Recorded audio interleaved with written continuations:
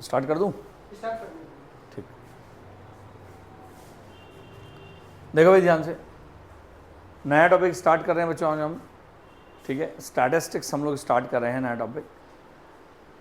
10th level, 11th level और competition level में अलग अलग तरीके से हम लोग पढ़ेंगे चीज़ों को।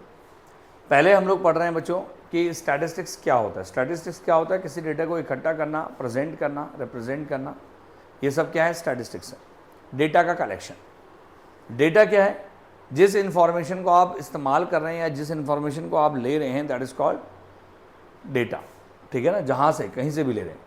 अगर आप खुद से इंफॉर्मेशन ले रहे हैं तो कहलाता है प्राइमरी डेटा, और अगर इंफॉर्मेशन किसी के थ्रू ली जा रही है तो कहलाता है सेकेंडरी डेटा। ठीक है, जैसे मान लीजिए एनडी में आया हुआ क्वेश्चन है, ये याद रखना। जैसे मान लीजिए अगर मैं आपसे कह रहा हूँ कि मैंने कॉल किया और कॉल करके मैंने फैमिली की डिटेल जानी, कुछ फैमिलीज़ की, तो ये क्या है? प्राइमरी डेटा है। पर अगर मैं कहता हूँ कि यार मैंने गवर्नमेंट ऑफिस में गया, गवर्नमेंट ऑफिस से कुछ इन्फॉर्मेशन निकाली, तो ये क्या है? सेकेंडरी डेटा, क्योंकि ये मैंने इकट्ठा नहीं किया था। ठीक है ना, गॉट इट और नॉट? इसके बाद तो तुम्हारे पास शब्द बच्चों वेरिएबल या वेरिएट। अब देखिए वेरिएबल वेरिएट का मतलब क्या होता है, फटाफट पढ़ेंगे, बहुत समय नहीं है हमारे पास। देखो वेरिएबल वेरिएट का मतलब क्या होता है भाई? ऐसा डेटा जो चेंज होता रहता है। ठीक है ना, फॉर एग्जांपल अगर मान लीजिए मैं आपसे कह रहा हूँ कि यार आपका वेट, अब कुछ बच्चों का मैंने वजन को लिया तो वेट तो यार स्टेबल नहीं है ना यार, वो तो चेंज होता रहेगा। पहले साल कुछ है, दूसरे साल कुछ है, तीसरे साल कुछ है, तो that is called variable. Frequency क्या होती है? कोई चीज़ कितनी बार आई है, कोई चीज़ कितनी बार आई, दैट इज कॉल्ड फ्रिक्वेंसी। तो अगर हम बात करते हैं बच्चों फ्रिक्वेंसी क्या होती है, तो फ्रिक्वेंसी का मतलब क्या हो? कोई चीज़ कितनी बार आई है। ठीक है, अब क्या होता है जब हम बात करते हैं क्लासिफिकेशन ऑफ डेटा, तो डेटा भी क्लासिफिकेशन भी अलग अलग तरीके की है। कितने तरह के डेटा हो सकते हैं भाई? एक डेटा हो सकता है ग्रुप डेटा, दूसरा डेटा हो सकता है ungroup data. Ungroup data, group data में अंतर क्या होता है? देख, अगर मान लीजिए मैं आपसे कह रहा हूँ कि बहुत सारे डेटा लिखा है, जैसे मान लीजिए मैं आपसे कहूँ कि 5 बच्चों के मार्क्स लिखे। अब 5 बच्चों के मार्क्स मैंने लिख दिए, 15 आए, 20 आए, 18 आए, 10 आए या 7 आए।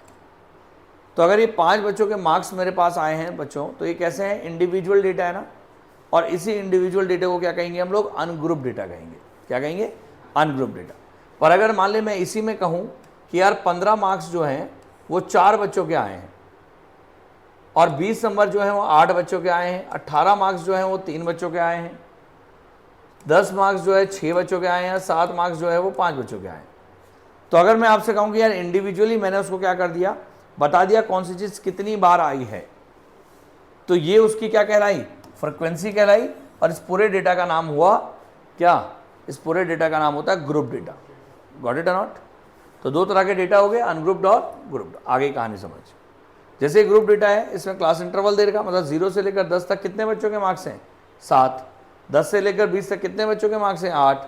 20 से लेकर 30 तक कितने बच्चों के मार्क्स हैं? 9। तो this is called what? This is called group data. ठीक है, अगला तुम्हारे पास होता है बच्चों कंटिन्यूअस डेटा। ठीक है, ध्यान सुनिएगा। अब कंटिन्यूअस डेटा क्या होता है? 2 तरह के डेटा होते हैं हमारे ग्रुप डेटा में भी। 2 कैटेगरी है, मतलब जहां पर क्लास इंटरवल गिवन हो। एक होता है तुम्हारे पास कंटिन्यूअस डेटा, दूसरा होता है तुम्हारे पास डिसकंटिन्यूअस डेटा। ठीक है, कंटिन्यूअस वो होता है जहां पर अगर मान ले 0 से लेकर 10 तक गया तो 10 से ही स्टार्ट हुआ दूसरा डेटा, फिर अगर 10 से 20 तक है तो अगला डेटा 20 से स्टार्ट हुआ, अगला डेटा 30 पे खत्म हुआ तो 30 से स्टार्ट हुआ। तो इसकी जो फ्रिक्वेंसीज हमारे पास होगी इसको क्या बोलेंगे हम लोग? कंटिन्यूअस डेटा बोलेंगे। This is called continuous data. बात समझ में आ गया? नहीं आएगा तो पूछ लेना बीच में। अब कंटिन्यूअस डेटा की बात समझ। डिसकंटिन्यूअस डेटा क्या होता है भाई? डिसकंटिन्यूअस डेटा ऐसे डेटा को कहते हैं अगर 0 से 10 पे खत्म हुआ तो अगला डेटा 10 से स्टार्ट नहीं हुआ, वो 11 से स्टार्ट हुआ, फिर वो 21 से स्टार्ट हुआ, 31 से स्टार्ट हुआ। ठीक है ना, तो बीच बीच में क्या आ गया? गैप आ गया। तो this is called discontinuous data. ठीक है, गुड। आप साथ साथ पूछते रहना, कोई डाउट होगा। Ungroup data already I have told you. ठीक, अब क्या होता है? फ्रिक्वेंसी डिस्ट्रीब्यूशन होता है भाई। फ्रिक्वेंसी डिस्ट्रीब्यूशन क्या होता है भाई? ऐसी चीज जहां पर फ्रिक्वेंसी गिवन हो, यानी ये कोई डेटा कितनी बार आया, that is called frequency distribution. कोई चीज कितनी बार आई। इसमें भी 2 कैटेगरी होती है। एक होता है तुम्हारे पास डिस्क्रीट फ्रिक्वेंसी डिस्ट्रीब्यूशन। भाई डिस्क्रीट फ्रिक्वेंसी डिस्ट्रीब्यूशन वो होता है जहां पर क्लास इंटरवल गिवन नहीं होती, मतलब ग्रुप डेटा है पर क्लास इंटरवल गिवन नहीं है। जैसे 40, 42, 45, 48 कितने बच्चों के मार्क्स आए? इतने बच्चों के। तो ये कैसा है, डिस्क्रीट फ्रिक्वेंसी डिस्ट्रीब्यूशन बोलते हैं इसको, ठीक है, गॉट इट। इसके बाद तुम्हारे पास आता है कंटिन्यूअस फ्रिक्वेंसी डिस्ट्रीब्यूशन। तो साहब कंटिन्यूअस फ्रिक्वेंसी डिस्ट्रीब्यूशन किसे बोलते हैं, ऐसा डेटा जिसमें क्लास इंटरवल के साथ फ्रिक्वेंसी गिवन हो। तो अगर क्लास इंटरवल गिवन है, साथ ही साथ फ्रिक्वेंसी गिवन है, that is called continuous frequency distribution. Group data में हो सकता है सिर्फ, ठीक है, क्योंकि क्लास इंटरवल उसी में हो सकती है। तो इसका मतलब कंटिन्यूअस फ्रिक्वेंसी डिस्ट्रीब्यूशन आ गया। बात समझ में आ गया बच्चों, एनी कंफ्यूजन? भाई कुछ पूछना होगा तो पूछ लेना, ठीक है, घबराना मत कि भैया। डिस्क्रीट को भी ग्रुप बोलेंगे, पर दोनों ग्रुप डेटा में डिफरेंस क्या है भाई? ग्रुप डेटा जो है, अगर डिस्क्रीट फ्रिक्वेंसी डिस्ट्रीब्यूशन की हम बात करेंगे तो डिस्क्रीट फ्रिक्वेंसी डिस्ट्रीब्यूशन का मतलब क्या हुआ, डिस्क्रीट है ना वो। डिस्क्रीट मतलब वहां पर क्लास इंटरवल गिवन नहीं है, पर फ्रिक्वेंसी गिवन है ना भाई। तो फ्रिक्वेंसी अगर गिवन है तो है तो वो ग्रुप डेटा, ठीक है ना, गॉट इट नॉट? अरे आ गया भाई, ठीक, शाबाश। अब देखिएगा इसके बाद, तो कंटिन्यूअस फ्रिक्वेंसी डिस्ट्रीब्यूशन के बाद आगे बढ़ते हैं क्यूमुलेटिव फ्रिक्वेंसी डिस्ट्रीब्यूशन। अब क्यूमुलेटिव फ्रिक्वेंसी डिस्ट्रीब्यूशन क्या भला है, क्या होता है, ये सारी कहानी समझ, बड़ा सिंपल है। देखिए क्यूमुलेटिव फ्रिक्वेंसी डिस्ट्रीब्यूशन दो तरह के होते हैं। एक होता है less than cumulative frequency distribution और एक होता है more than cumulative frequency distribution. दोनों में अंतर क्या होता है देख समझ। अब अगर मान ले मैं तुझे कहूं कि ये फ्रिक्वेंसी डिस्ट्रीब्यूशन है, ध्यान सुनना, क्यूमुलेटिव फ्रिक्वेंसी डिस्ट्रीब्यूशन में पहला होता है less than cumulative frequency distribution. अगर हम less than cumulative frequency distribution की बात करेंगे तो इसका मतलब क्या हुआ देख समझ। मेरे पास ये डेटा है, आप सिर्फ ये सोचो कि जो इसकी अपर लिमिट है उस अपर लिमिट को लेके चलते हैं हम, और हम सोचते हैं कि लेस देन 50 कितना हुआ, लेस देन 60 कितना हुआ, लेस देन 70 कितना हुआ, लेस देन 80 कितना हुआ, और लेस देन 90 कितना हुआ, और बेटा लेस देन 100 कितना हुआ। आपने सिर्फ अपर लिमिट लेनी है, गॉट इट। अब जैसे ही आपने अपर लिमिट लिया, आप सोचो कि अगर मान लीजिए मैं आपसे कहूँ कि 40 से 50 मार्क्स कितने बच्चों के आए हैं, 12 बच्चों के, तो 50 से कम कितने बच्चों के मार्क्स होंगे, अरे 12 ही तो होगा। इसको बोलते हैं CF, क्या बोलते हैं, क्यूमुलेटिव फ्रिक्वेंसी। फिर आप ये सोचिए कि 50 से 60 कितने बच्चों के मार्क्स हैं, तो 60 से कम कितने बच्चों के मार्क्स हैं, उसमें ये भी जुड़ जाएगा ना, तो भैया कितना हो जाए 17। फिर 70 से कम सबको जोड़ दे, कितना आएगा 20, बोलो भेजे में घुस रहा है। फिर अगर 80 से कम बोलेंगे तो सोचो क्या आएगा, ये सारे जुड़ जाएंगे ना भाई पहले के, तो कितना आएगा भाई 23।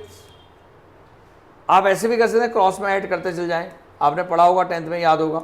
हम सही कर रहे नहीं कर रहे इसका पता कैसे लगता है, जो आखिरी बार आया वो फ्रिक्वेंसी के सम के बराबर आना चाहिए, और इस फ्रिक्वेंसी के सम को क्या बोलते हैं, n बोलते हैं, याद रखेंगे।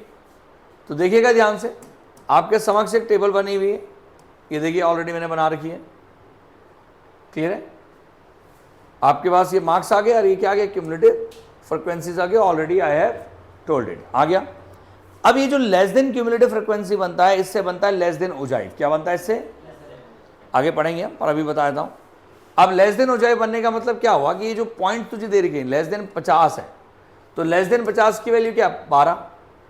तो हमने क्या कोऑर्डिनेट्स बनाने हैं, कोऑर्डिनेट्स कैसे बनेंगे भाई, 50,12 पहला कोऑर्डिनेट, फिर लेस देन 60 में कितना है 17, तो सब 60,17 दूसरा, फिर क्या लेस देन 70 में, बोल बेटा 20, तो कितना आ गया 70,20 आ गया। फिर लेस देन 80 में कितना है बच्चे, तो 80,23 आ गया। फिर लेस देन 90 में कितना है, तो 90,28 आ गया। और लेस देन 100 में कितना है, तो 100,30 आ गया। अब जैसे ही तेरे पास ये सारा का सारा आ गया, इसके बाद हम क्या करेंगे बताओ। जैसे ये सारा आ गया उसके बाद हमने क्या करना है बच्चों, सुनिए। अब हम बात करते हैं नंबर ऑफ स्टूडेंट्स की, ये आ गया तुम्हारे पास। अब इसको हमने क्या करना है, एक ग्राफ में प्लॉट करना है। ग्राफ कैसे बनेगा भाई, यहां आएंगे तुम्हारे पास मार्क्स और यहां आएंगे नंबर ऑफ स्टूडेंट्स, ठीक है साहब। अब हमने क्या किया भाई, 50 मार्क्स कितने के आए हैं, 12 बच्चों के, तो साहब 50,12 लिख दें। अगला तुम्हारे पास क्या होगा 60,17, अगला 70,20, फिर 80,23, 90,28, 100,30। ये समझ में आया कैसे आया होगा? अरे भैया यहाँ 50 होगा और यहाँ पर क्या होगा 12 होगा ना। और लास्ट में इसको क्या करना है, फ्री एंड से इसको ज्वाइन कर दीजिए तो क्या बन जाता है, लेस देन ओजाइव। अब एक क्वेश्चन एनडीए में आता है कि ये लेस देन ओजाइव या मोर देन ओजाइव किस काम आता है? तो भाई बताओ किस काम आता है? To calculate median. आगे चल के पढ़ेंगे हम कैसे मीडियन कैलकुलेट होता है इनके थ्रू। बड़ी सिंपल सी बात है, देख अगर मान लीजिए आपके पास टोटल फ्रिक्वेंसी का समीशन जो है वो 30 है, तो आपने n/2 निकालना है, 30/2 यानी कि 15। आप यहां जाइए 15 पे और यहां से एक पैरेलल लाइन ड्रॉ करिए x के, जहां भी वो कट करेगा वहां से एक परपेंडिकुलर नीचे की तरफ लाइए, जहां पर ये कट करेगा उसको क्या कहेंगे, मीडियन कहेंगे। This is called median. आई बात समझ, क्लियर? ठीक है बच्चों, तो इससे क्या बनता है, लेस देन ओजाइव बनता है। किससे? लेस देन फ्रीक्वेंसी कर्व से। अब सुनो, अब आते हैं मोर देन क्यूमुलेटिव फ्रीक्वेंसी।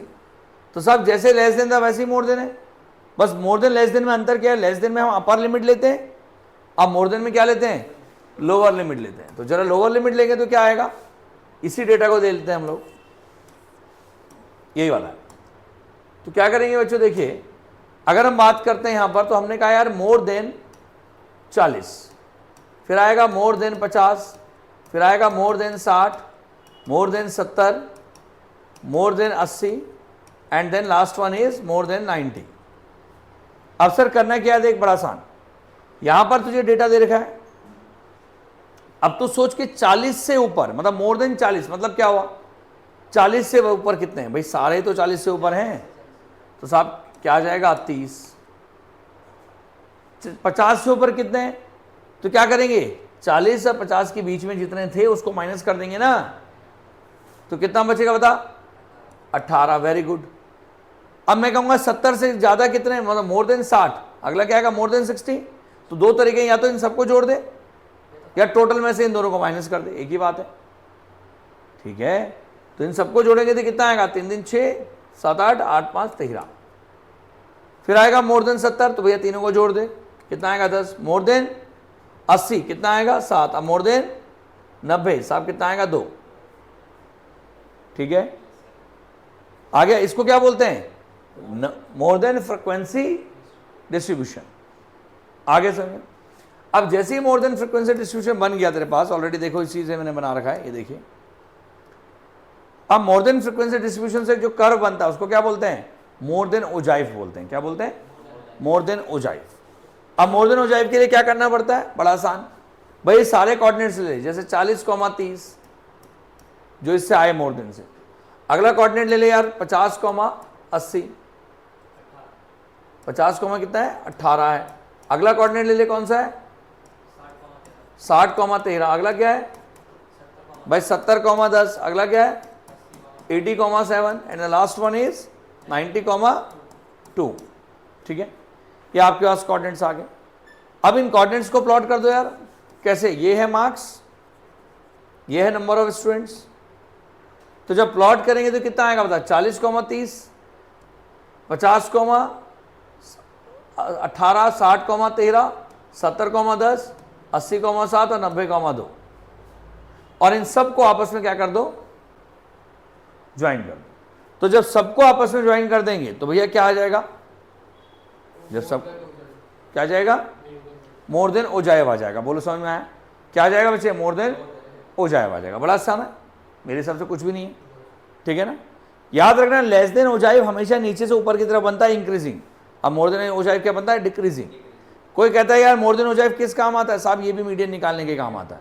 करना क्या तरीका से, n/2 निकालना है, वो आपका 30/2 15 था, तो साहब यहां से हमने 15 लेना है, लाइन ड्रॉ करनी, जहां कट करेगा वहां से यहां, ये क्या है मीडियन है। Got it not.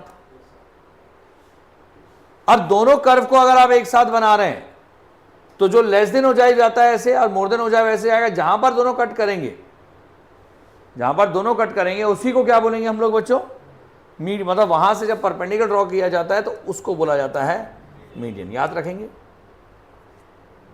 तो ओजाइव किस काम आ रहा है, बोलो, मीडियन को कैलकुलेट करने का काम आ रहा है। Got it not, any confusion? चलिए दैट्स गुड। अब आगे बढ़ते देखो, एक आता है रिलेटिव फ्रीक्वेंसी डिस्ट्रीब्यूशन। भाई आपके पास जितने भी, अगर मान लीजिए डेटा तेरे पास है, बच्चों सुनिएगा, अगर ये क्लास इंटरवल है, यहां पर तेरे पास फ्रीक्वेंसी है, तो हर एक फ्रीक्वेंसी जो है 3, 4, 5, तो हर एक फ्रीक्वेंसी का रिलेटिव फ्रीक्वेंसी परसेंटेज निकलता है। कैसे? अरे भैया जैसे 10वीं क्लास में जैसे आप स्कूल के मार्क्स लेते हैं कि भैया तेरे 40 नंबर के टोटल थे, तेरे आए 70, नहीं 40-70 कैसे आ सकते हैं, 40 नंबर का टोटल था, तेरे आए 15, तो भैया कितनी परसेंट आए? 15/40 × 100। तो वही काम यहाँ भी करना है। तो क्या करेंगे भाई, मान ले 4 की, इसका टोटल मान ले 10 है, अब इसका रिलेटिव फ्रीक्वेंसी परसेंटेज निकालना है, तो क्या करेंगे भैया 4/टोटल और इंटू 100, यानी कि रिलेटिव फ्रीक्वेंसी परसेंटेज का फॉर्मूला क्या हो गया? Class frequency upon total frequency into 100। बोलो समझ में आ गया? क्लियर है? चलिए दैट्स गुड, आगे बढ़ते हैं। देखिए अब इसके बाद अब आता है तुम्हारे पास बच्चों ग्राफिकल रिप्रेजेंटेशन होती है, कुछ पढ़ा होगा, बचपन से पढ़ते हुए आ रहे हैं। पहला होता है बार ग्राफ। कुछ डेटा को रिप्रेजेंट करने के ग्राफिकल तरीके होते हैं, जिसमें से पहला तरीका होता है बार ग्राफ। अब बार ग्राफ क्या होता है बच्चों? देखिए बार ग्राफ आपके पास होता है जहां पर हम डिफरेंट चीजों को रिप्रेजेंट करते हैं, कुछ रेक्टेंगुलर वर्टिकल रेक्टेंगल से, पर इनके बीच में गैप रखते हैं। तो अगर इनके बीच में गैपिंग है तो ये क्या कहलाता है? बार ग्राफ कहलाता है। जैसे मैंने कहा वेजिटेबल, मतलब क्या हुआ? मतलब ये हुआ भाई 75 लोग वेजिटेबल को पसंद कर रहे हैं, ऐसे समझ ले, या 25 लोग नट्स ले रहे हैं, फ्रूट्स 50 लोग, पल्सेस 100 लोग, पर इनके बीच में क्या रखा? थोड़ा थोड़ा गैप रखा, मैं गैपिंग करके इंडिविजुअली उसको बताया गया। Got it? अब दूसरा होता है बच्चों तुम्हारे पास, समझिए, वो होता है पाई डायग्राम। Very very interesting. पाई डायग्राम क्या होता है भाई? जब हम सर्कुलर वे में किसी चीज के बारे में बात करते हैं। अब सर्कुलर वे में किसी चीज के बारे में बात करना मतलब क्या हो भाई? सर्कुलर बात करना। तो देख बड़ा सिंपल है, सेंट्रल एंगल का एक फॉर्मूला पहले समझाता हूं। मान लीजिए अगर मैं आपसे कहूं कि यार कुछ चीजें हैं, एप्पल हो गया, मैंगो हो गया, बनाना हो गया, ठीक है भाई, ग्रेप्स हो गया। अब इनकी कुछ फ्रीक्वेंसीज है। फ्रीक्वेंसी मतलब कितने लोग पसंद करते हैं, ऐसे समझ लो। मैंने कहा एप्पल 5 लोग, मैंगो 7 लोग, ठीक है, बनाना 3 लोग, अब 5 लोग जो हैं ग्रेप्स, टोटल कितना हो गया? 20। अब अगर मान ले मैं तुझे कहूं कि इनको मुझे पाई चार्ट में रिप्रेजेंट करना है, तो क्या करेंगे साहब? एक सर्कल बनाएंगे। उस सर्कल में हमने क्या करना है? एक लाइन ड्रॉ करनी है, रेडियस, कितने भी रेडियस का सर्कल बनाओ। फिर क्या करना है साहब? एप्पल का सोचो, एप्पल कितना है? 5 है, तो इसके एंगल निकालना है। कैसे निकालेंगे? 5 अपॉन टोटल और इंटू 100। बोलो समझ में आया? 360, सॉरी, बिल्कुल मैं I am just judging you. 360 कितना आया बता भाई? 5/20 इंटू 360। तो सॉल्व किया भाई, तो कितना आया बता? ये कैंसिल हो गया, 18 आया, 18 पंजे कितना हो गया? 90। तो मतलब आपने क्या करना है? यहां से 90 डिग्री का एंगल बनाना है, तो जो एंगल बनेगा वो किसको रिप्रेजेंट करेगा भाई? एप्पल को। बोलो समझ में आया? क्लियर है? अगला तेरे पास क्या है? मैंगो। मैंगो का मतलब कितना हो गया? 7/20 इंटू 360 डिग्री। फिर वही 18 टाइम्स, तो 18 इंटू 7 तो कितना होता है भाई? 7 8 जा 56, 7 जा 7 और 7 5 12, 126 डिग्री। तो सर क्या करेंगे? यहां से 126 डिग्री बना देंगे। तो अगर यहां से इससे 126 डिग्री बनाए तो ये बनेगा, और इसे कहा जाएगा मैंगो। इसी तरीके से अगला बनाना, सॉल्व करेंगे तो 54 डिग्री बनेगा लगभग, यहां 54 डिग्री। और लास्ट वाला जो है वो ऑटोमेटिकली आपके पास क्या रह जाएगा? ग्रेप्स रह जाएगा, उसको सॉल्व करने की जरूरत नहीं है। बात समझ में? तो इसमें 2 तरह के क्वेश्चन आते हैं एनडी में। एक तो पाई चार्ट के बारे में पूछेगा, बनाने के लिए बोलेगा, बनाने के लिए कभी बोलेगा नहीं, पर ये बोलेगा कि सेंट्रल एंगल क्या हो सकता है मैंगो का। तो तरीका समझ में आ गया। और दूसरा, पहले से बना आ जाए उसके बारे में इंफॉर्मेशन पूछे, कहेगा ये कुछ एंगल है। अब वो कहते यार कि मेरे पास 1500 केजी, टोटल 1500 केजी का सामान पड़ा हुआ है, तो कहता बताओ राइस कितना होगा? 1500 kg टोटल सामान है और वो कहते हैं राइस कितना होगा, तो सब क्या करना है 60/360 और इंटू 1500। समझ में आया नहीं है? क्यों 360 किया? क्योंकि टोटल एंगल 360 डिग्री है ना। आगे क्या करना है, मतलब एंगल जितना वो अवेलेबल है अपॉन टोटल और इंटू 1500 तो निकल जाएगा भाई। ठीक है, चलिए, तो ये पाई चार्ट होता है। अगला था हिस्टोग्राम।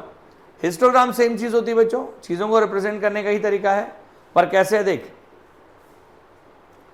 इसमें क्या होता है कि इसमें और जो बार ग्राफ होता है उसमें सिर्फ अंतर क्या होता है बच्चों कि इसमें बिल्डिंग जुड़ी हुई होती है, बार ग्राफ में अलग अलग होती है, बस, और कोई अंतर नहीं।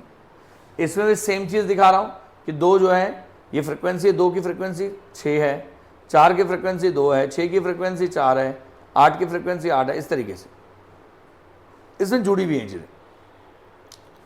जब इन सब के मिड पॉइंट को जोड़ दिया जाता है तो सब क्या बन जाता है बताओ, फ्रीक्वेंसी पॉलीगन कर्व। जब मिड पॉइंट को जोड़ देंगे तो क्या बन जाएगा, फ्रीक्वेंसी पॉलीगन कर्व। ठीक है, आगे बढ़ते देखो, ये आ गया, देखो फ्रीक्वेंसी पॉलीगन आ गया। फ्रीक्वेंसी पॉलीगन में क्या किया, हिस्टोग्राम के मिड पॉइंट को आपने जोड़ दिया। बोलो ठीक है यहाँ तक? ठीक। Ogive already I have explain, तो दोबारा से रिपीट नहीं कर रहा हूं। ठीक है, more than ogive, less than ogive बता चुका हूं। अब आता है मेजर्स ऑफ सेंट्रल टेंडेंसी। तो सब मेजर्स ऑफ सेंट्रल टेंडेंसी का मतलब क्या होता है? मेजर्स का मतलब, तो there are 5 measures of central tendency. कितने मेजर्स होते हैं बच्चों? 5 मेजर्स होते हैं सेंट्रल टेंडेंसी के। कौन कौन से? मीन होता है, मीडियन होता है, मोड होता है, ज्योमेट्रिक मीन होता है, हार्मोनिक मीन होता है। ये 5 तरह के टोटल क्या होते हैं बच्चों, मेजर्स होते हैं सेंट्रल टेंडेंसी की। एनडीए में क्वेश्चन कैसे आ सकता है, which of the following are not the measures of central tendency. पहले तो सेंट्रल टेंडेंसी क्यों बोला जाता है? देखो सेंट्रल मतलब वो है मिड। तो होता क्या है कि जितनी भी चीजें ये एवरेज निकालने के तरीके, एवरेज ही मिड होता है, इससे इसका वर्ड आता है सेंट्रल। समझ में आगे नहीं आया? तो मेजर्स हैं ये सेंट्रल टेंडेंसी के। 5 मेजर्स में से 3 कहलाते हैं मैथमेटिकल एवरेजेस और 2 होते हैं पोजिशनल एवरेज। मैथमेटिकल एवरेजेस मतलब उसको कैलकुलेट किया जाता है। कौन कौन सा? अर्थमेटिक मीन, ज्योमेट्रिक मीन और हार्मोनिक मीन, ये होते हैं अर्थमेटिक एवरेजेस। और 2 ऐसे होते हैं बच्चों जिनको हम लोग ज्योमेट्रिकल एवरेजेस बोलते हैं। वो कौन कौन से होते हैं? सॉरी, ज्योमेट्रिकल एवरेजेस नहीं, पोजिशनल एवरेज बोलते हैं। वो होता है मीडियन और मोड। ठीक है, आगे पोजिशनल एवरेज इसलिए बोलते हैं क्योंकि यहां पर हम लगभग मिड की वैल्यू लेते हैं, हमें नहीं मतलब होता कि आगे पीछे कौन कौन है। ठीक है, आगे समझ में। सबसे पहला पार्ट जो हम लोग आज पढ़ने वाले हैं वो है अर्थमेटिक मीन। ऑलरेडी क्या होता है मैं बताता हूं तुम्हें। देखो जो अर्थमेटिक मीन क्या होता है, एवरेज निकालने का सबसे पहला तरीका है, एवरेज ही निकालता है सबसे। ठीक है ना, अर्थमेटिक मीन मतलब होता है, मान लिया अगर मैं आपसे कह रहा हूं 5 बच्चे हैं, सबके अलग अलग मार्क्स हैं, ये तुम्हारे 5 सब्जेक्ट हैं, 5 सब्जेक्ट में तुम्हारे अलग अलग मार्क्स हैं, तो मैं कहता हूं तुम्हारे परसेंटेज कितने आए, तो आप सबको जोड़ते हैं ना। मतलब आपको एक से मतलब नहीं होता, 5 से मतलब होता है। तो अर्थमेटिक मीन भी वही होता है जो सबसे मतलब रखता है। तो इसका एवरेज में क्या होता है, सबकी भूमि होती है। ऐसा नहीं होता कि सिर्फ एक ही के पे बेस्ड है, ये सब पे बेस्ड हमारे पास है। बोलो आ गया समझ? अब अगर हम इसमें बात करते हैं अर्थमेटिक एवरेजेस की, तो अर्थमेटिक मीन को कैलकुलेट करने के लिए अलग अलग तरीके होते हैं। पहला तरीका डायरेक्ट मेथड। क्या होता है बच्चे? Direct method. तो सर देखो डायरेक्ट मेथड क्या होता है हमारे पास, मीन को कैलकुलेट करने का डायरेक्ट मेथड होता है, आपने सारी ऑब्जर्वेशन को जोड़ना है, डिवाइड बाय क्या करना है, नंबर ऑफ ऑब्जर्वेशन से कर देना है। तो जैसे मेरे पास अगर 2 8 10 9 7 5 है, तो सब क्या करना है, सबको जोड़ और डिवाइड बाय टोटल कर दे।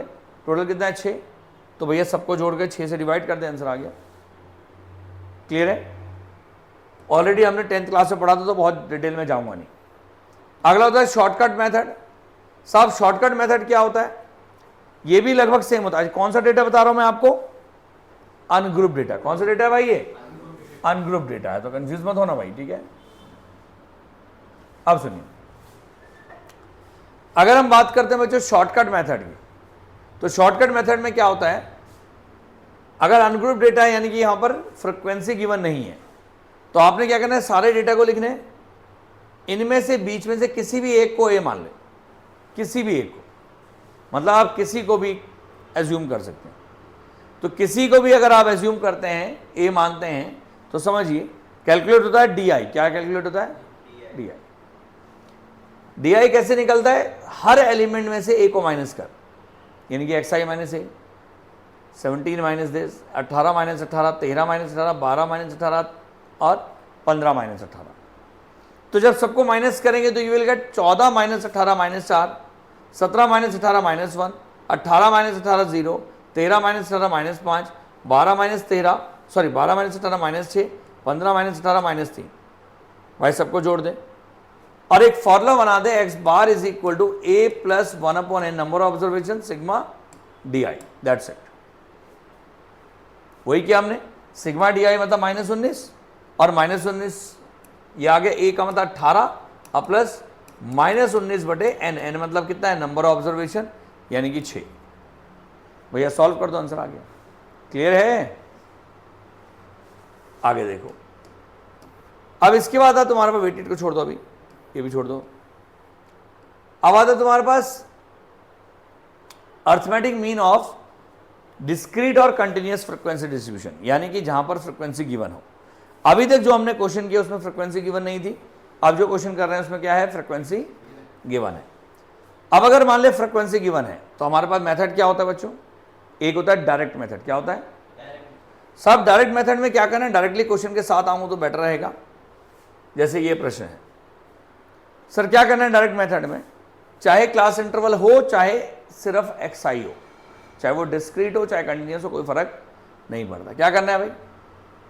सारे के सारे जितने भी तेरे पास ये हैं क्या इंटरवल हैं, इनकी मिड वैल्यूज निकालनी है। पहला काम एक्सआई बोलते हैं जिसको हम। अब मिड वैल्यूज निकालने के बाद आपने क्या किया? हर एक मार्क्स के लिए फ्रीक्वेंसी निकाली। जैसे 0 से लेकर 10 तक के लिए 4, 10 से 20 तक के लिए 6, 20 से ये ऑलरेडी दे रखा है, गिवन है। तो डायरेक्ट में आपने क्या करना है? एक्सआई कैसे निकलता है भाई? सबकी मिड वैल्यू 0 10 के बीच में क्या है? 5। निकालने का तरीका क्या है भाई? 0 + 10 अपॉन 2 कर देना, या 10 + 20 अपॉन 2। तो जैसे ही हमने एक्सआई निकाल दिया, एक्सआई कैलकुलेट करने के बाद क्या आता है बच्चों? देखिएगा, एफ आई इंटू एक्सआई क्या आता है? यानी कि फ्रीक्वेंसी को एक्सआई से मल्टीप्लाई कर देना है। तो जैसे ही हमने एफ आई इंटू एक्सआई किया तो 4 5 जा 20, 6 5 3 जा 90, 8 इंटू 25 200, 7 इंटू 35, 3 इंटू 45, 8 इंटू 55। और जो ये आएगा मल्टीप्लाई करने के बाद इसका कर दिया समीशन। ठीक है, डायरेक्ट मेथड है, याद रखना। अब डायरेक्ट मेथड में आपने करना है क्या? जस्ट ये करने के बाद just apply the formula, X bar is equal to क्या होता है? Sigma X I F I upon sigma F I. Sigma F I का एक और नाम है एन भी बोलते हैं इसको हम, कैपिटल एन। तो आपके पास डायरेक्ट आंसर क्या आ गया? 1127 और अपॉन में कितना आएगा? 36। You will get the answer. आ गया। कौन सा मेथड है? Direct method. देखो यार, जनरली एनडीए में डायरेक्ट मेथड से ही सारे क्वेश्चन बन जाते हैं, पर फिर भी मैं आपको बाकी मेथड बता देता हूँ। अब आता है शॉर्टकट मेथड। तो साहब शॉर्टकट मेथड कोई बहुत बड़ा रॉकेट साइंस नहीं है। देख क्या करना है, मार्क्स फ्रीक्वेंसी तो दे रखे हैं, एक्सआई आपने निकाल दिया, सेम प्रोसेस है यहां तक। हमने क्या करना है? इस एक्सआई के बीच में कहीं पर भी एक एज्यूमिंग मीन मान लेना है। बोलो ठीक है। एक बात याद रखना बच्चों, ये जो एज्यूमिंग मीन होता है ये इसके बीचों बीच हो तो ज़्यादा बढ़िया है, अगर कहीं बाहर से भी हो तो भी कोई फ़र्क नहीं पड़ता। मतलब अगर आप इसको 5 मानेंगे 10 मानेंगे कोई फ़र्क नहीं पड़ता, आंसर सेम आएगा। पर जितना मिड से दूर जाएंगे उतनी कैलकुलेशन बढ़ेगी, तो इसलिए लगभग मिड में रखना पड़ता है। Got it. अब क्या किया हमने? मान ले ये तेरे पास आ गया 35, ये इसका एज्यूमिंग मीन है। तो इसके बाद हमने क्या करना है बच्चों? डी आई कैलकुलेट करना है। क्या कैलकुलेट करना है? D I. तो डी आई का फॉर्मूला क्या होता है? एक्स आई माइनस ए, मतलब 5 minus 35, 15 minus 35, 25 minus 35, 45 minus 35, 55 minus 35। तो भैया ये आ गया। फिर इस डी आई को आपने क्या करना है? मल्टीप्लाई कर देना है फ्रीक्वेंसी से। तो मेरे पास आता है एफ आई डी आई। भैया 4 इंटू -30, 6 इंटू 20, माइनस का 8 इंटू -10, जो भी आएगा उसको जोड़ देना है। तो सर एक फॉर्मूला बनता है x bar is equal to a plus sigma F I D i r upon sigma F i. A बोले तो कितना 35, एफ आई डी आई बोले तो -130 और बच्चों 36 एफ आई डी। समझ में आया? ये कहलाता है तुम्हारा कौन सा मेथड? Shortcut method. ठीक है, इसका एक और नाम है that is also called assuming mean method. क्या बोलते हैं इसको? अब एज्यूमिंग मीन मेथड के बाद आगे बढ़ते हैं। अगला तेरे पास होता है स्टेप डेविएशन। क्या होता है बच्चों? Step deviation. ये भी मैं बता देता हूं आपको, खैर उतनी आवश्यकता नहीं पर फिर भी बता देता हूं। तीसरा मेथड आपके पास है, ये भी एक तरह का एज्यूमिंग मीन है पर इसको हम स्टेप डेविएशन के नाम से बोलते हैं। ठीक है, याद रखिएगा स्टेप डेविएशन। क्या करना है? ये आपके मार्क्स आ गए, मतलब क्लास इंटरवल, सब फ्रिक्वेंसी एक्सआई तक तो हो गया। डीआई ऑलरेडी अभी हमने बताया, किसी को मीन माना एक्सआई माइनस ए करके सारे निकाल दिए तूने, अभी किया था हमने थोड़ी देर पहले। बस स्टेप डेविएशन में एक स्टेप और बढ़ता है। क्या बढ़ता है कि ये जो डीआई है इनमें से कुछ ऐसा नंबर होता है जो सबसे कॉमन आ रहा है। जैसे इन सब में से 10 कॉमन आ रहा है तो आपने क्या करना है, हर एक टर्म को 10 से डिवाइड कर देना है।